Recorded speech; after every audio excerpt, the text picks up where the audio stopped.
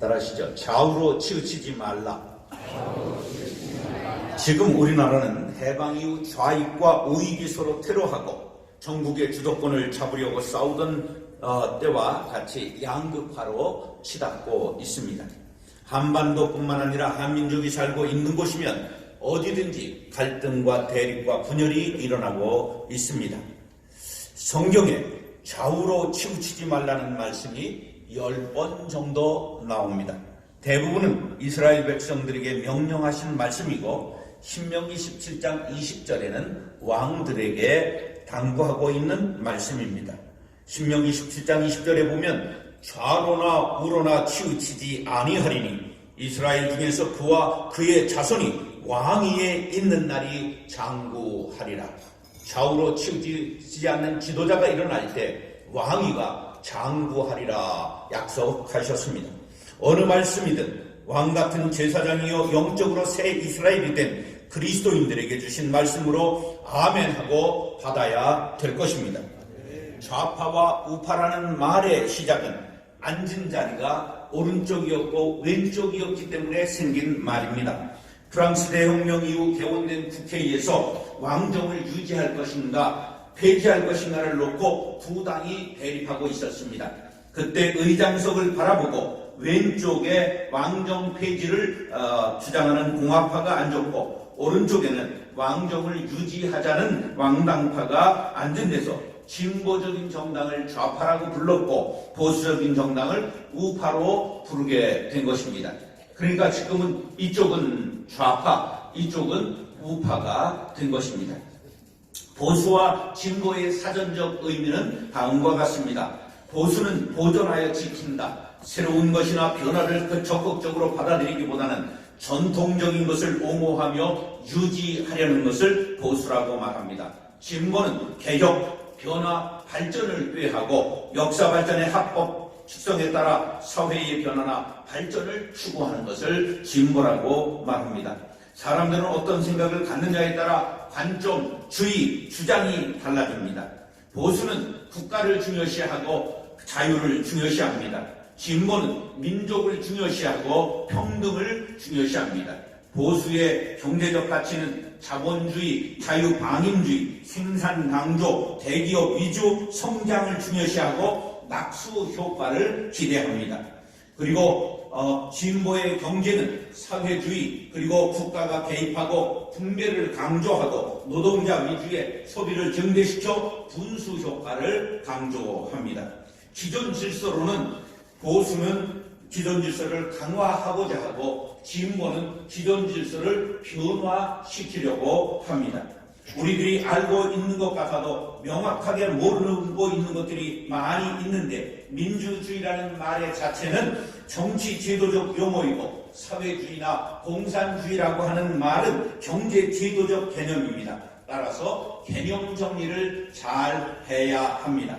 민주주의의 반대말은 공산주의나 독재주의, 공산주의가 아니라 독재주의 혹은 엘리트주의라고 써야 맞습니다.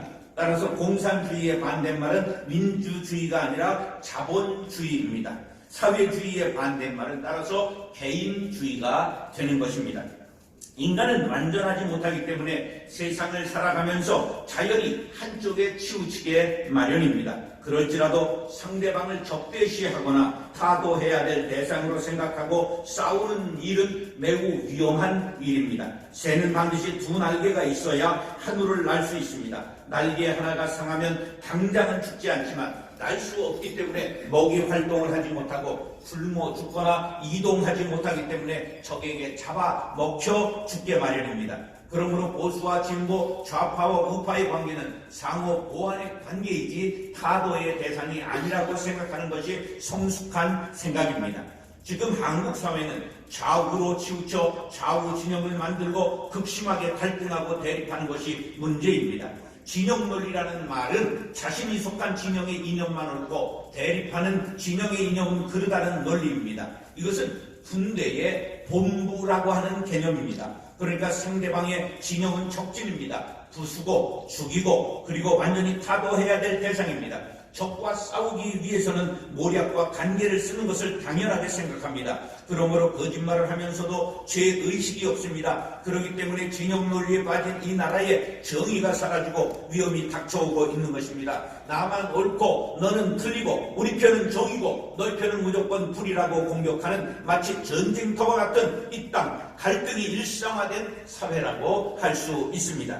갈등이라고 하는 단어는 칡갈자와 등나무 등자인데 칡은 왼쪽으로 꼬고 올라갑니다. 등나무는 오른쪽으로 꼬고 올라갑니다. 그래서 서로 생각이나 처지 등이 달라 막 부딪히는 것을 갈등이라고 말합니다. 풀 수 없도록 문제가 꼬인 상태가 갈등입니다. 지금 우리 사회를 갈등 사회라고 말합니다. 이것을 유럽에 활동하는 철학자 한병철 교수는 피로 사회라고 정의했습니다. 이런 일이 지속되면 사회 곳곳에 균열이 나고 그리고 다투고 분열합니다. 나라와 나라가 싸우는 것은 본래 그렇다고 치고 형제가 싸웁니다. 가족이 싸웁니다. 동창이 싸웁니다. 친구가 싸우다 보면 교회 안으로 그 싸움이 들어오게 되는 것입니다. 교회 당단에서는 가능하면 은혜를 끼쳐야 합니다. 지도자는 가능하면 가르지 말고 통합시켜야 합니다.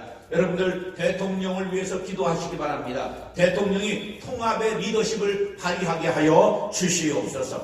반기독교적인 정치 행위를 하는 독재자나 정당이 일어날 경우 잠잠해서는 안 되겠지만 그 외에는 치우치는 말, 오해가 소지가 있는 정치적인 말은 강단에서는 삼가해야 합니다. 마찬가지로 성도들도 정치적인 견해를 기업으로, 교회로 끌어들이거나 주장하다 갈등을 일으키는 것은 어리석은 일입니다. 사랑하는 CBMC 회원 여러분, 앞으로 정치적 이념으로 갈등하는 일이 없도록 사회의 통합을 위해 기도하시기 바랍니다. 지도자를 위해 기도하시기 바랍니다. 우리 모두가 좌우로 치우치지 않고 거룩한 땅을 만들어 나가기 위해 힘쓰는 평화의 사도들이 될 수 있기를 예수님의 이름으로 축원합니다.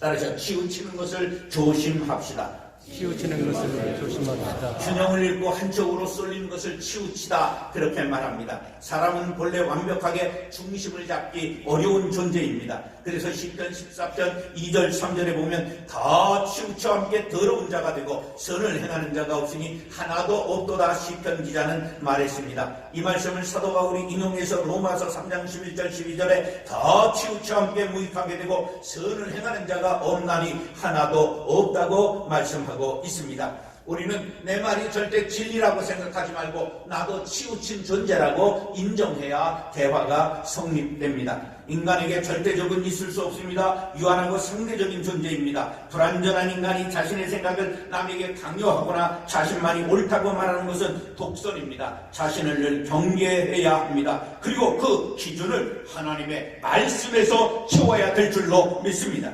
신명기 28장은 복과 저주의 장으로 유명합니다. 1절로 14절까지는 복에 대해 말씀하고 있습니다. 15절로 68절 끝까지는 저주에 대해 말씀합니다. 그런데 복에 관해 말씀하고 있는 내용을 살펴보면 복을 받는 천재 조건이 있는데 그 조건이 1절과 14절에 이렇게 나와 있습니다. 1절에 내가 네 하나님 여호와의 말씀을 삼가듣고 내가 오늘 네게 명령하는 그의 모든 명령을 지켜 행하면 조건절입니다. 그리고 하나님의 말씀을 듣고 지키면 복을 주겠다고 약속하셨습니다. 그런데 14절에 다시 한번 부가 조건을 붙였는데 14절에 좌로나 우로나 치우치지 아니하고 다른 신을 따라 섬기지 아니하면 이와 같으리라고 말씀하고 있습니다. 좌로나 우로나 치우치지 아니하면 복을 주시겠다는 약속이 무엇이 있을까요? 1절에 모든 민족 위에 뛰어나게 하시고 성읍에서도 들에서도 복을 받게 하시고 자녀들이 복을 받고 토지가 복을 받고 가족이 복을 받고 곡식이 넘치는 복을 받습니다. 들어가도 복을 받고 나가도 복을 받습니다. 적을 물리치게 됩니다. 행하는 모든 사업이 복을 받게 됩니다. 거룩한 백성이 됩니다. 주변 사람들이 두려워하는 복을 받습니다. 하늘과 땅이 복을 받습니다. 구워주는 복을 받습니다. 높여주시는 복을 받게 될 줄로 믿습니다. 배가 화물이 한쪽에 치우치면 침몰하고 맙니다. 국가와 가정과 교회는 모두 다 한 배를 탄 공동 운명체임을 기억하시기 바랍니다. 한쪽으로 치우치면 망합니다. 좌측 우측은 틀린 것이 아니라 다른 것입니다. 저가 있으므로 내가 있음을 알아야 됩니다. 양날개가 함께 공존할 때 높이 나는 새가 되고 멀리 가는 친구가 됨을 알아야 됩니다. 피차 싸우면 멸망할까 조심하라고 갈라디아서 5장 15절은 말씀했습니다. 독단으로 치닫는 사람을 볼 때 비난하고 정죄하기보다는 바로잡기 위해 노력하고, 그래도 말을 안 들을 때는 나 자신을 돌아보아 근신하는 신앙인이 되어야 마땅합니다. 주여 나를 평화의 도구로 써 주소서. 우리가 다 아는 찬양이니 집에 가서 부르시기 바랍니다. 사랑하는 CBMC의 회원 여러분, 모든 사람이 다 치우치는 길로 갈 때 우리 모두는 중심에 서서 화목한 세상, 우리는 중심의 몸통이 기도와 말씀으로 온전해진 것을 알고, 우리가 몸통이 되어 기도와 말씀의 성으로 말미암아 양날개가 가볍게 비상할 수 있는 나라를 만들어가는 실업인들이 될 수 있기를 예수님의 이름으로 축원합니다. 따라서 균형을 잡아야 합니다. 기울거나 치우치지 않고 고른 상태를 균형이라고 말합니다. 세상의 만사가 기울어지게 마련이고 치우치게 마련입니다. 그렇게 성도들은 기울어진 세상에 들어가 균형을 잡기 위해 노력해야 합니다. 우리가 어렸을 때 남자는 다방구, 막마, 청마, 자치기, 닭싸움, 비석치기를 했고, 여자아이들은 고무줄놀이를 했습니다. 그럴 때마다 꼭 못하는 아이들 하나가 있었는데, 잘하는 아이들이 들어가면 그 아이들을 잘하는 쪽에 붙여줘서 깍두기라고 이름을 붙였습니다. 왜 깍두기라고 붙였을까 생각해보니까 깍두기는 섞이지 않고 그냥 혼자 돌아다니기 때문이라고 생각합니다. 그러나 우리가 어렸을 때에도 깍두기를 두면서 서로를 배려했던 것, 팀이 기울어지지 않게 서로 편을 먹었던 것을 생각합니다. 어렸을 때 놀이도 그렇게 했거늘 나라가 한쪽으로 치우치면 안 됩니다. 대통령도 탕평책을 써서 골고루 인재를 등용하기 위해 노력해야 될 것입니다. 여러분, 이렇게 하는 대통령 되게 하여 주옵소서. 기도하시기 바랍니다. 사도행전 20장 35절에 보면 우리 이런 세상을 살아가는 그리스도인들이 참고해야 될 말씀이 나옵니다. 수고하여 약한 사람들을 돕고 주는 것이 받는 것보다 복이 있다 하심을 기억하여야 할지니라. 우리가 심사해야 할 일이 무엇입니까? 하나님, 우리의 사업을 우리가 정의롭게 행하고 공의롭게 행하여 복을 받게 하여 주옵소서. 이 복을 나누는 사람들이 되게 하여 주옵소서. 약한 자들을 돕게 하여 주옵소서. 우리 모두가 주는 자가 받는 자보다 복되도다 하시는 말씀을 기억하며 주는 일에 힘쓰는 실업인들이 되게 하여 주옵소서. 우리는 마태복음 28장 19절 20절에 보면 네 가지 동사가 나오는 것을 볼 수가 있습니다. 가라, 그리고 제자 삼아라, 세례를 베풀어라, 가르쳐 지키게 하라. 신앙의 마지막 단계는 동사적 신앙이 되는 것입니다. 행동하지 않는 지성은 지식 노름에 불과하고 행동하지 않는 신앙은 거짓된 믿음에 불과합니다. 야고보서 2장 14절로 17절에 보면 믿음이 있노라 하고 행함이 없으면 무슨 유익이 있으리요. 이와 같이 행함이 없는 믿음은 그 자체가 죽은 것이라고 말씀했습니다. 하나님을 만났습니까? 그러면 땅으로 내려와야 마땅합니다. 우리 모두가 베드로가 주여 여기 있는 것이 좋사오니 여기 초막셋을 짓고 삽시다 말했지만 예수님은 산 아래로 내려오셨습니다. 예수 안에서 하늘과 땅이 만나고 기도한 다음에 행동으로 이어질 때 우리는 균형 잡힌 영적 신앙인이 되는 것입니다. 사랑하는 CBMC 회원 여러분, 몸과 마음과 영혼까지 균형을 잡고 좌우로 기울어지고 우로 기울어져 서로 불신하고 공격하고 대립하는 대한민국에 기울어진 이 균형을 바로 잡는 CBMC 회원들이 될 수 있기를 예수님의 이름으로 축원합니다. 그래서 치우친 세상에서 우리가 할 일, 우리는 먼저 화목해 하는 사명을 감당해야 합니다. 나는 절대적일 수 없다. 우리의 주장은 절대적일 수 없다는 것을 인정해야 합니다. 서로 수용하고 절청하면 더 좋은 상황을 만들 수 있습니다. 그런데 이 나라는 대화와 타협이 사라져 있습니다. 뽑아놓은 지도자들이 대화하지 않습니다. 우리는 어느 곳에 가든지 서로가 화목해하는 화목동이들이 될 수 있기를 간절히 바랍니다. 고린도후서 5장 18절에 보면 우리에게 화목하게 하는 직분을 주셨다고 말씀하고 있습니다. 화해자가 한쪽에 치우쳐 있으면 양 진영의 중간에 서서 화해자가 될 수 없습니다. 그러므로 성도들은 어느 한쪽에 치우치지 마시고 중간에 들어가 화해자의 사명을 잘 감당하시기 바랍니다. 그 다음에 그 누구라도 용서하고 손을 잡아야 합니다. 바로 예수님께서 우리의 죄를 용서하시기 위해 하늘 보좌를 버리시고 이 땅에 오셔서 우리를 구원해 주셨기 때문에 우리는 그 누구라도 손을 내밀고 서로 손을 잡고 용서할 수 있어야 합니다. 악한 종아, 내가 빌기에 내가 네 빚을 전부 탕감하여 주었거늘 내가 너를 불쌍히 여김과 같이 너도 네 동료를 불쌍히 여김이 마땅하지 아니하냐 하고 주인이 노하여 그 빚을 다 갚도록 그들을 옥졸들에게 넘기니라. 여기 옥졸에게 넘겼다고 한 것을 우리에게 적용하면 지옥에 떨어진다는 말씀입니다. 용서받은 사람이 용서하지 않으면 지옥에 떨어집니다. 죽을 죄에서 용서받고 구원받은 우리들에게 예수님이 하신 말씀입니다. 은혜 받은 성도들이 이편 저편 갈라 싸우고 정죄하면 우리는 그 중간에 들어가 그러면 아니 됩니다. 우리는 서로 용서해야 됩니다. 화해의 손을 맞잡도록 해야 할 사명이 있습니다. 극단에 서 있는 세상 사람들에게 균형과 조화의 유익을 깨우쳐야 합니다. 균형과 조화를 이룰 때 세상은 안정을 얻고 평화를 누리게 되는 것입니다. 싸우고 다투는 세상에 사는 우리의 자녀들은 무엇을 배우게 된다는 말입니까? 안정되고 평안한 세상을 자녀들에게 물려주기 위해서는 우리는 상대방의 말에 귀를 기울일 줄 알아야 됩니다. 자신만의 주장을 외치는 극단적인 방법으로는 아름다운 세상을 만들 수가 없습니다. 다 내려놓고 버리라는 것이 아닙니다. 조금씩 남의 생각을 받아들이라는 말입니다. 제가 쓴 글입니다. 사랑이 전해지도록 마음에 가득한 나를 한 줌만 덜어내고 당신이 앉으실 자리를 내어드리고 싶습니다. 뾰족한 가시를 몇 개만 뽑고 당신의 쉴 곳이 되고 싶습니다. 완고한 주장을 잠시 멈추고 당신의 소리를 듣고 싶습니다. 솟구치는 욕망을 내려놓고 당신의 꿈을 받아들이고 싶습니다. 하늘로만 향하던 담을 헐고 당신과 함께 소박한 집을 짓고 싶습니다. 움켜진 두 손을 펴고 당신의 두 손을 꼭 잡고 싶습니다. 따뜻한 사랑이 전해지도록. 바다는 더러운 물과 깨끗한 물을 가리지 않습니다. 바다의 어원은 받아들이다에서 왔다고 제가 주장합니다. 아니라고 여러분들이 말할 사람이 있으면 주장을 해보시기 바랍니다.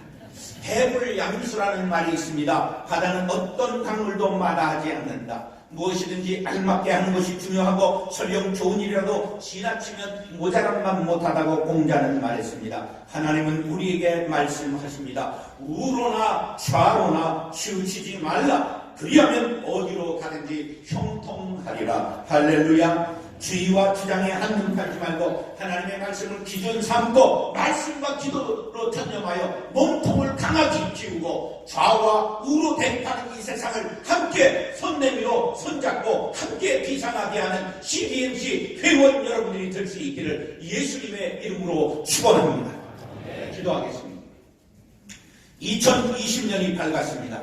서울, 경기, 인천권 CBMC의 10년 인사회비에 만민을 위하여 기치를 들라 말씀을 주셨사오니 우리가 만민들을 위하여 주님이여 화목케 하는 기치를 들게 하여 주옵소서. 사랑의 기치를 들게 하여 주옵소서. 균형과 조화의 기치를 들게 하여 주옵소서. 대립과 투쟁의 이 세상에서 주님이여 화평케 하는 평화의 사도들이 다 되게 하여 주옵소서. 그래서 주님이여 미래의 사람들이 기독교가 있음으로 행복하였노라. 교회가 있음으로 우리나라가 부흥했노라. CBMC가 그 중앙에 있었노라. 중심에 섰었노라. 간증하게 하여 주시옵소서. 예수님의 이름으로 축복하며 기도드리옵나이다. 지금은 우리 주 예수 그리스도의 은혜와 하나님 아버지의 그 크신 사랑과 성령의 교통하심이 기울어진 세상의 평형을 잡고 조화와 균형과 평안을 전하리라. 만민을 위하여 기치를 들리라. 다짐하며 머리 숙인 사랑하는 CBMC 회원들과 한국기독 실업인의 앞날 위에 이 나라 이 민족 하옵시기에 이제부터 영원까지 함께 하옵시기를 간절히 축원하옵나이다. 아멘.